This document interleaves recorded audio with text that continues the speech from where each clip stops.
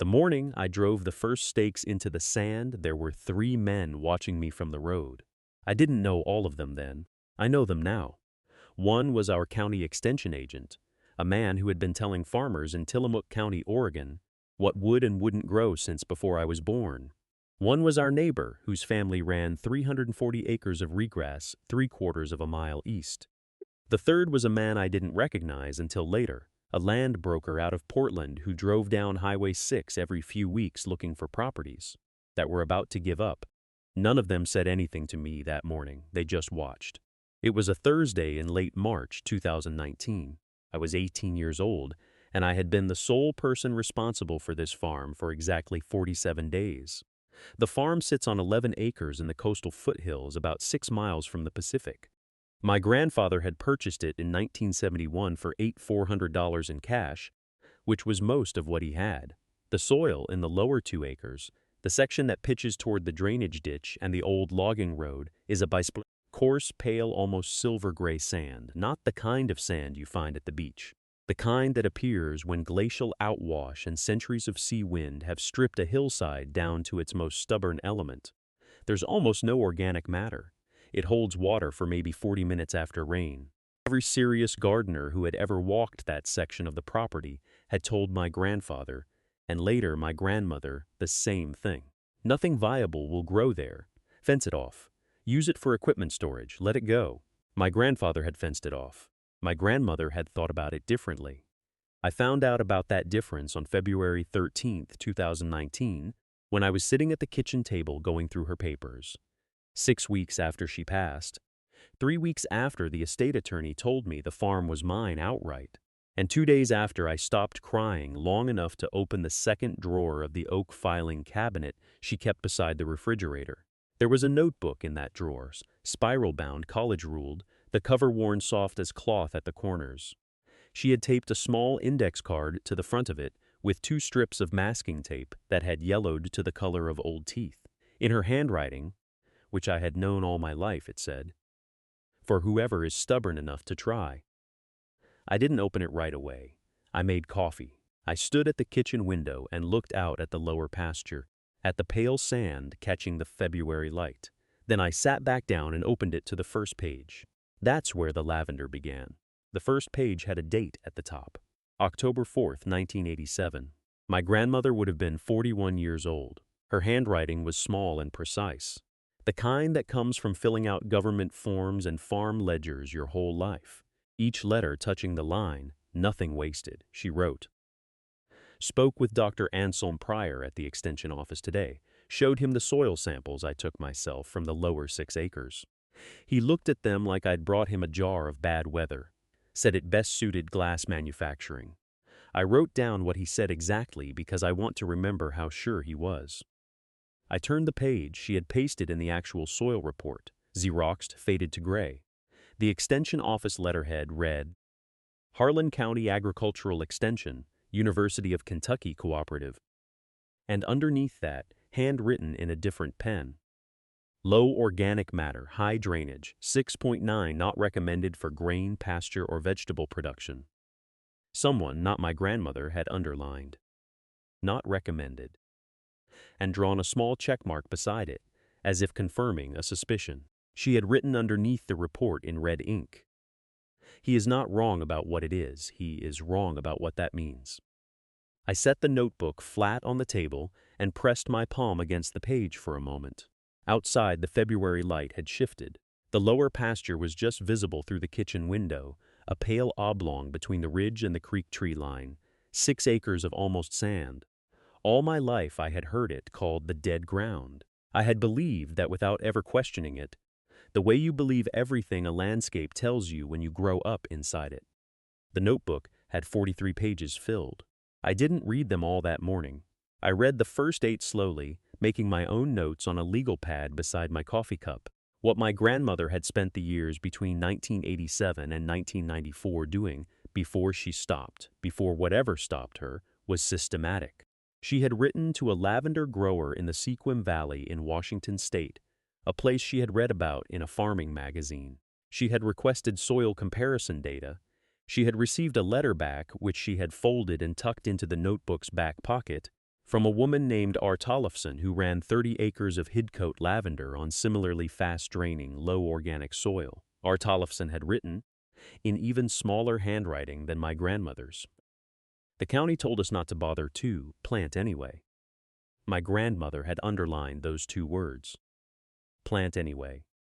She had done research after that, variety trials, drainage calculations. She had sketched a rough planting grid across a hand-drawn map of the lower 6 acres, rows, spacing, a small note about prevailing wind direction from the southwest. And then on page 31 the entries stopped. No explanation, just a blank page. And then nothing. I sat with that blank page for a long time. The coffee went cold. A gust came off the water and rattled the kitchen window in its frame, and I didn't move. Page 31. She had sketched the rows, calculated the spacing, written the note about southwest wind. She had done everything a person does in the final hour before they begin. And then, nothing, no crossed-out sentence, no last entry dated a week later explaining a change of plan, just the white of the paper, slightly yellowed at the edges from 30 years of sitting in that drawer. I turned the notebook over and shook it gently. A small piece of paper fell out from between the back cover and the binding, not the letter from her Tollefson, which I already had. This was a receipt, yellowed, the ink faint but readable, dated March 14, 1994. Nursery supply company called Coastal Growers Exchange out of Coos Bay, Oregon. The items listed were 48 Hidcote lavender plugs, 2-inch 24 Vera lavender plugs, 2-inch, $0.30 1-bag perlite amendment, 40-pound total, $27. She had ordered the plants. She had paid for them in March of 1994. I did the math without meaning to. I was born in October of that same year. My mother, my grandmother's daughter, was in her 3rd trimester that March. She would have been here or nearby. She would have needed things. I don't know what happened between March and whenever the notebook got closed. I never knew my mother well enough to ask, and now I can't. What I know is that the plants were ordered and apparently never arrived, or arrived and were never planted, or arrived and something interrupted the person who was going to put them in the ground. 48 Hidcote plugs, 24 Vera. A bag of perlite sitting in some corner of the barn until someone threw it out without knowing what it meant. I set to the receipt on the legal pad beside my notes and looked out at the lower 6 acres through the window. The sand was pale that morning, the way it gets when the wind has been steady for 2 days, almost white at the surface. The dune grass bent flat and lying in the same direction like a field combed by a single hand. It looked like nothing could hold there. It looked like the kind of ground that swallows effort whole and gives nothing back. But our Tollefson had said, plant anyway. And my grandmother had underlined it. And my grandmother had ordered 48 Hidcote plugs in March of 1994, and something had stopped her. And the notebook had closed, and the lower 6 acres had sat there for 30 years being told by every wind that came off the water that nothing would root. I pulled the county agricultural extension office number up on my phone. The extension office had a recorded menu. I listened through 4 options before reaching a live voice, a man older, who asked me to hold and then came back 2 minutes later with the energy of someone who had just been interrupted at lunch. I told him I was trying to establish lavender on a 6-acre sandy parcel in Tillamook County, Oregon, approximately a quarter mile from the tideline. There was a pause long enough that I thought the call had dropped. Lavender, he said, not a question. More like he was testing the word to see if it would hold its shape. Yes, sir, on sand, sandy loam, with dune grass already present on about 1/3 of it. Another pause, I could hear him breathing. How old are you? I told him. He said the coastal wind exposure would be the primary challenge, not the soil. Lavender actually preferred low-nutrient ground, and that I'd want to amend the drainage and get the pH somewhere between 6.5 and 7.5, which the county could test for $32 if I brought in a sample. He said he'd seen lavender do well on coastal sites in California, but that Oregon was a different conversation, colder and wetter in the shoulder seasons, and that whoever had told me to plant it there either knew something he didn't or had never stood on that particular piece of land in February. I told him the idea had come from my grandmother, who had read it in a soil conservation pamphlet from 1993. He said, huh, in the way that meant he was actually thinking about it rather than dismissing it. Then he said the logic wasn't wrong. Lavender roots did have documented erosion resistance properties. The oils in the root system could help bind loose soil, and if she'd been looking at dune stabilization, that was a different use case than ornamental. Planting different calculus, he said. I'd still want to know the February drainage before I told you to go ahead. I thanked him and wrote down the soil sample address on the legal pad below the receipt. Then I sat there for a moment. The word he'd used, calculus, pulled at something in the back of my mind. I flipped back 3 pages in the notebook. My grandmother had written a column of numbers down the right margin of one entry, small and careful. I had assumed it was a record of expenses. But the figures didn't line up with any purchase I recognized, and beside them she had written, twice, in 2 separate entries, a single word I had glossed over before. Runoff. Not the plants, not the flowers, not the oils, not anything I had been thinking about for 3 days, the water. She had been watching where the water went.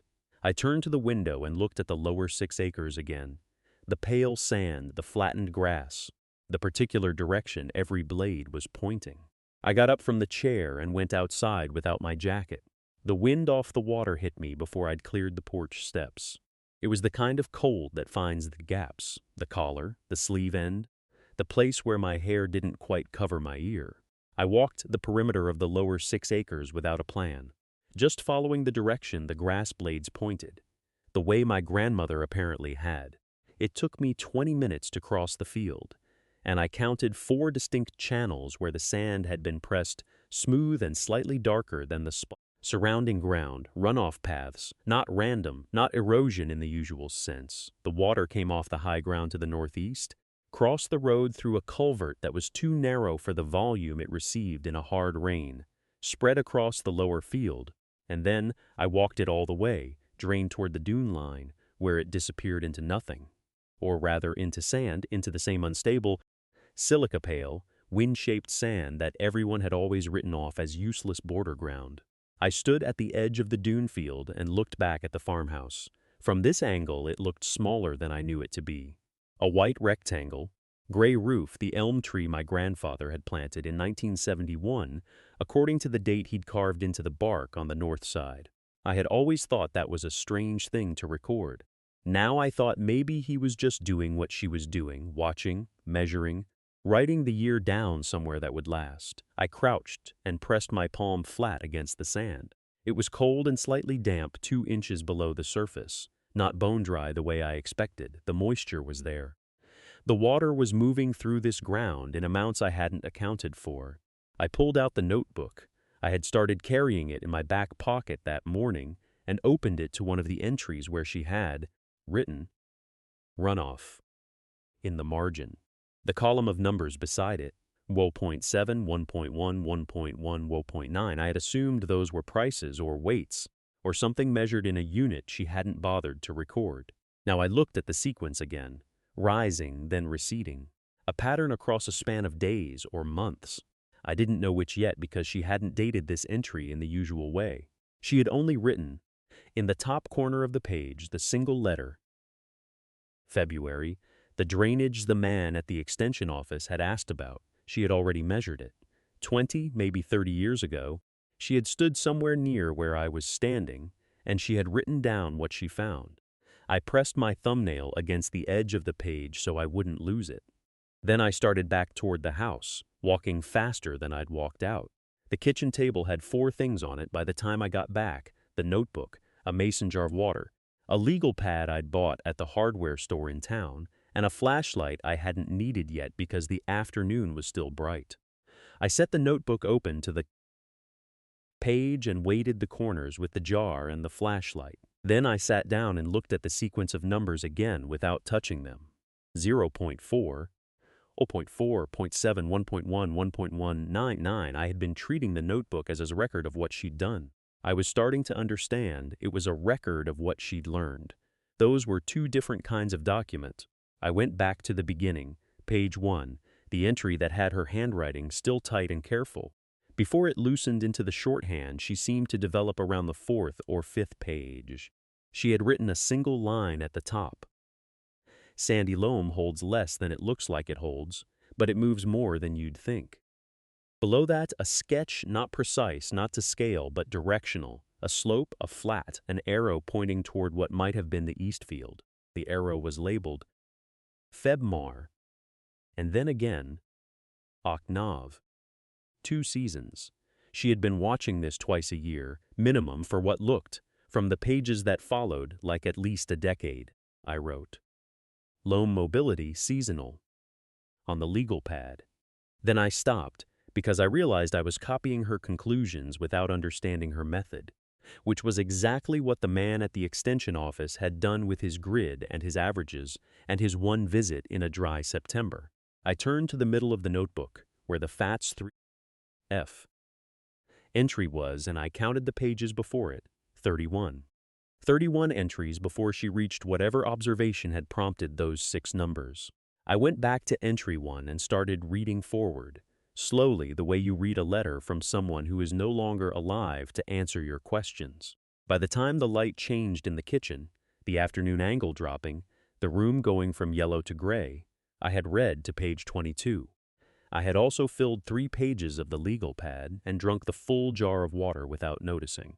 The pattern I was beginning to see was not complicated. It was just slow. It moved in months, not days, and it required a kind of attention that didn't have a name in any of the county extension pamphlets I'd been given.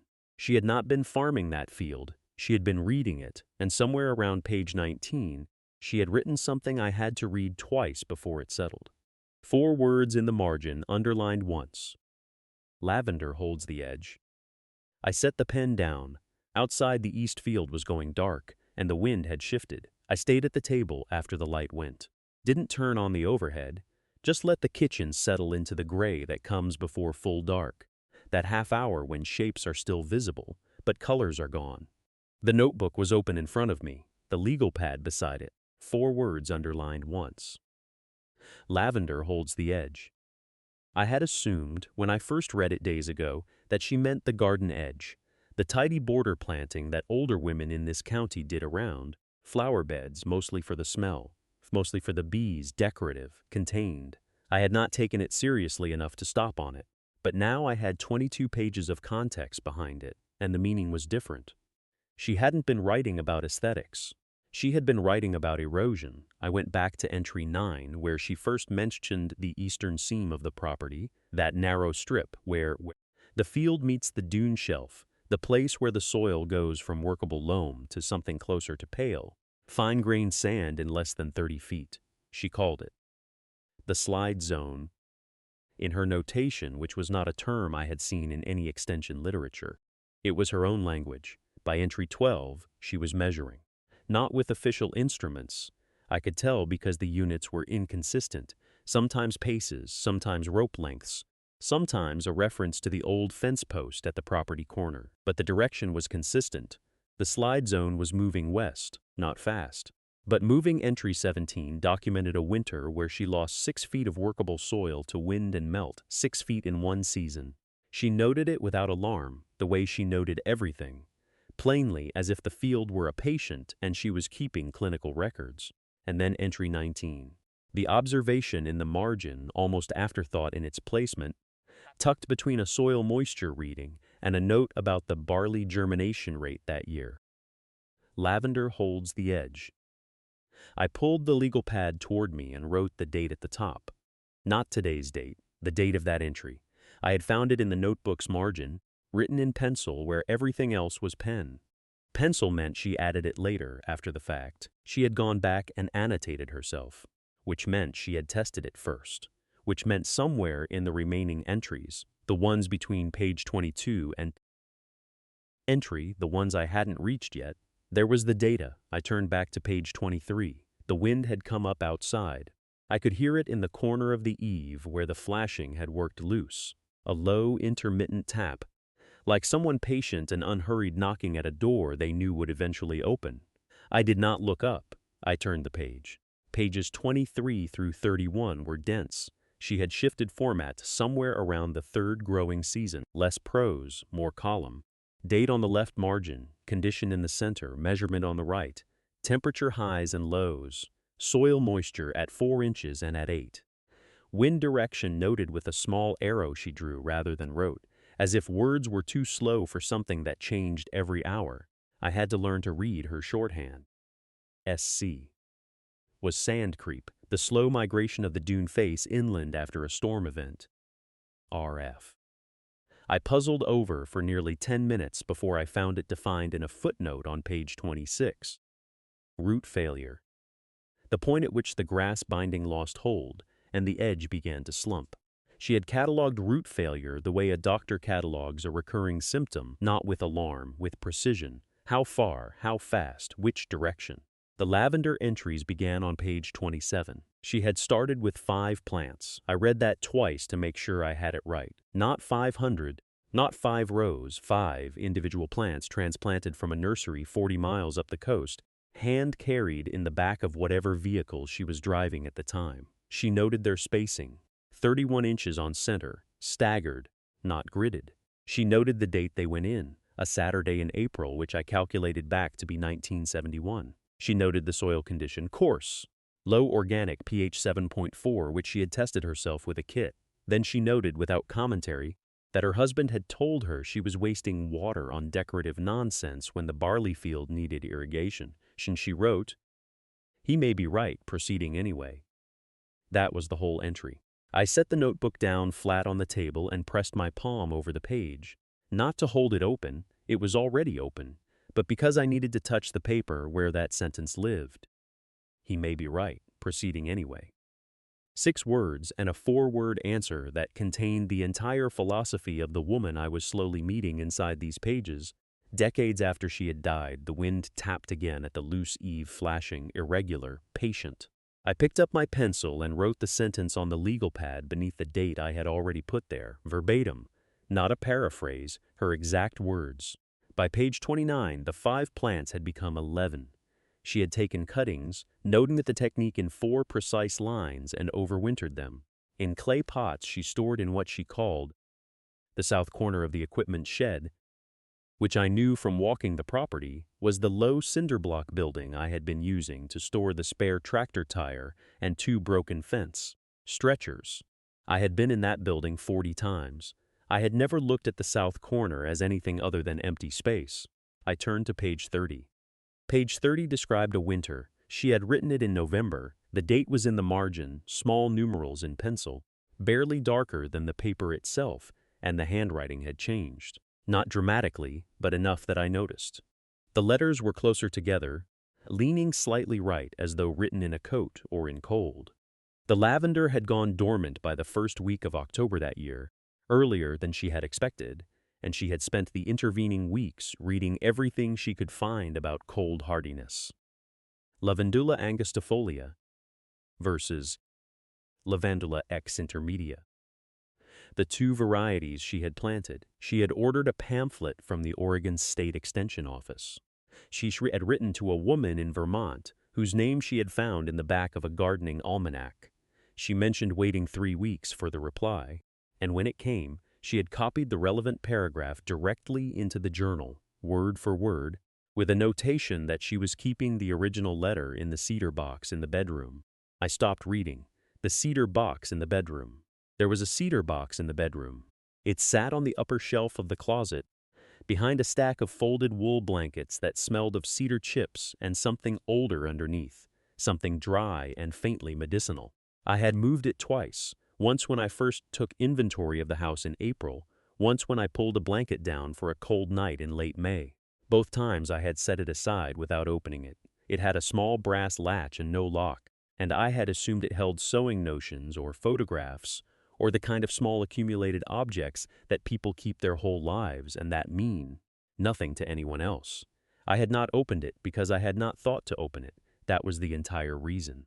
I set the journal face down on the table to hold my page, carefully, spine up so I wouldn't crack the binding, and walked to the bedroom. The closet smelled the way it always smelled, cedar and wool and something underneath I still couldn't name. I lifted the blankets down in a stack and set them on the bed. The box was where it had always been, pushed slightly to the left. Its brass latch turned dark with age but not corroded. I carried it to the kitchen table and set it next to the journal. The latch lifted on the first try. Inside, folded in thirds and arranged in a shallow stack the way someone arranges things they intend to return to, were letters, 7 of them that I could see, each one addressed in a different hand. On top lay an envelope with a Vermont postmark, dated February of a year I calculated was 51 years ago, and a return address written in careful, slanted script I didn't recognize. I sat down. The lamp over the table hummed its single low note. Outside, the wind had gone still. I sat with my hands in my lap for a moment before I touched anything. The envelope was thin, the paper inside it folded to fit precisely, and the outside had been handled enough that the corners were soft. I turned it over. The flap had been sealed with a glue that had long since dried and released, so the envelope opened without resistance, almost like an invitation. The letter inside was written on pale blue stationery, the kind that used to come in box sets from the Five and Dime. 2 pages, both sides of one sheet, the handwriting consistent and unhurried. The handwriting of someone who had decided what they wanted to say before they put pen to paper. It began without greeting, just a year and the month. February 1973. Then, I have been thinking about what you said at the conferences in Burlington, that the coastal strip would never hold a perennial root system because the calcium to magnesium balance is wrong and the wind shear below 4 feet would kill anything that tried to anchor. I have been thinking about it, and I believe you are mistaken. And I mean that with the full respect of someone who has watched you be right about nearly everything for 17 years. I set the letter down and picked up the journal again, opened it to the page I had marked. The entry from that same month, February of that same year. My grandmother's handwriting, the slant I had been reading for 3 days. The entry was brief, only 4 lines, and it ended with, "He says it won't grow. I have already ordered the starts." I sat very still. The letter was from a man. I gathered that from the signature at the bottom of the second page, a single first name written with a slight flourish, who had been, based on the language and the reference to the conference, a soil scientist. Someone who knew the literature, someone credentialed enough that my grandmother had felt the need to record his objection in her own journal, as if to hold it there, to argue against it in the privacy of the page. He had said it couldn't be done. She had already done it, or had already decided she would. I picked up the second envelope. This one was postmarked 4 years later, 1977, same Vermont address, same slanted return script. I unfolded it carefully. The tone had changed. The formality was still there, but something underneath it had shifted, something that read less like professional disagreement and more like a man, rearranging his certainty in real time. "I don't know what you amended in the 3rd row," he had written, "but the root depth on the August samples is unlike anything I have seen in this soil classification. I would like to come see it. I would like to understand what I missed." I laid that letter beside the first one and looked at both of them. Outside, the wind was still gone. I sat there for a long time with both letters in my lap. The wind outside had dropped to almost nothing, the way it sometimes does in late October just before the temperature falls hard overnight. I could hear the fields settling, or maybe I was imagining that, attributing sound to something that had no voice except what I gave it. My grandmother had been 24 years old when she wrote back to him the first time.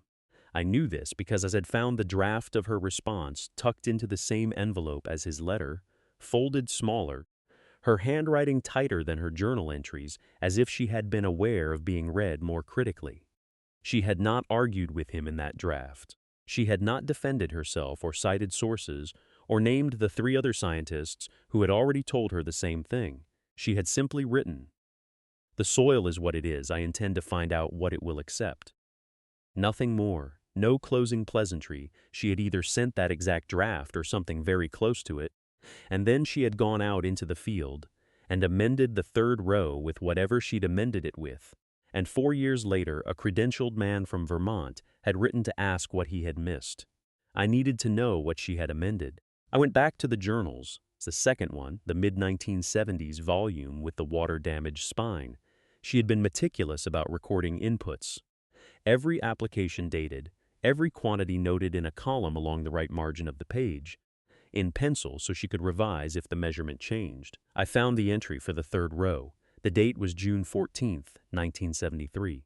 She had written 2 words in the input column that I had to read 3 times before I understood what I was looking at. Kelp biochar. Below it, in smaller script, Walter Ingram's burn pile, the old applewood. 3 applications, 2 weeks apart, mixed at roughly 1:4 ratio with the kelp meal from Harlow feed. Cost nothing, time considerable. I almost laughed. Not at her, never at her, but at the size of it. The man from Vermont, with his soil classification tables and his conference presentations and his professional certainty, had been undone by applewood ash from a neighbor's burn pile and kelp meal from the feed store 9 miles down the road. She hadn't discovered a secret. She hadn't found something nobody knew. She had simply paid attention to what the soil was lacking and then provided it from what was already nearby. And she had done this consistently and patiently for 3 years, while people told her it couldn't be done. I set the journal down on the table beside the 2 letters. The lamp was burning low, and the kitchen had gone cold, and I didn't move to fix either of those things. I just sat there with the smell of old paper around me and thought about what patience actually costs. The lamp burned out sometime after midnight. I didn't notice until the kitchen was lit only by the window, and the window was lit by nothing but a thin December moon.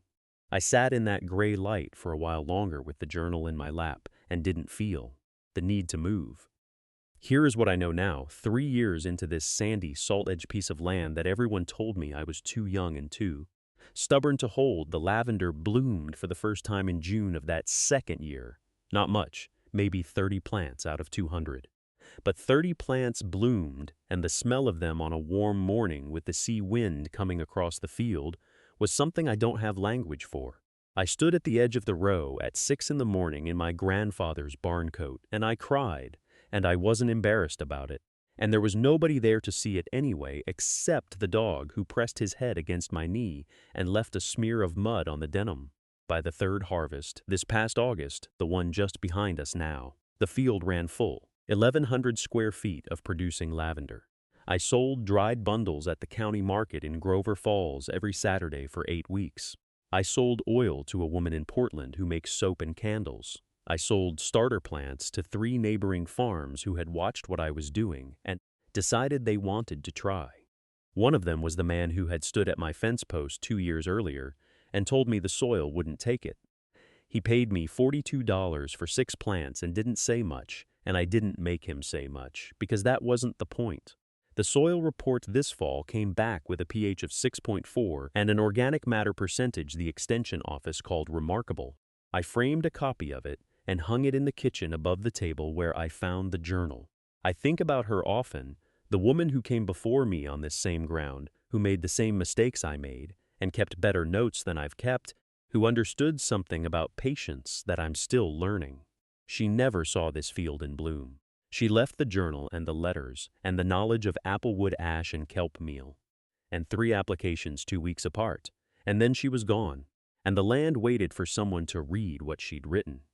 If you're standing at the edge of something that looks impossible, a field that won't grow, a building nobody's opened, a drawer full of papers in a handwriting you have to squint to read, I want you to know, open the drawer, read the papers. The people who came before you worked hard enough to leave the answer. They just needed someone patient enough to find it.